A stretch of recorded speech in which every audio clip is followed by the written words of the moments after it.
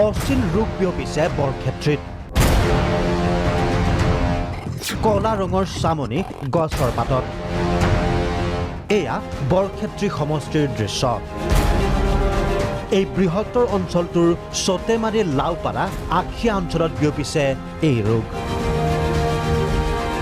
কেৱল এয়াই নহয় অচিন ছালৰ ৰোগত ভুগিছে গাঁওবাসী আৰু পাণত নাৰিকলত সকলোতে আৰু গাবিলাক সকলোৰে খোজায় ল'ৰা ছোৱালী ডাঙৰ সকলোৰে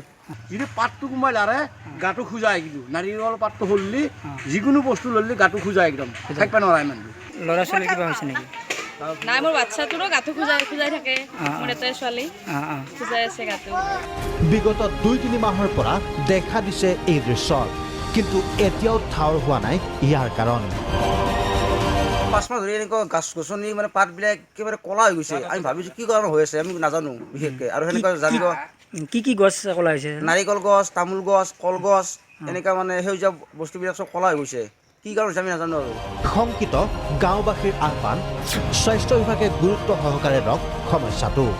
সমগ্ৰ ঘটনাৰ প্ৰকৃত কাৰণ উন্মোচন হোৱাটো বিচাৰিছে গাঁওবাসীয়ে মোকালমোৱাৰ পৰা শ্বাহ আলাউদ্দিন আহমেদৰ ৰিপৰ্ট প্ৰাগ নিউজ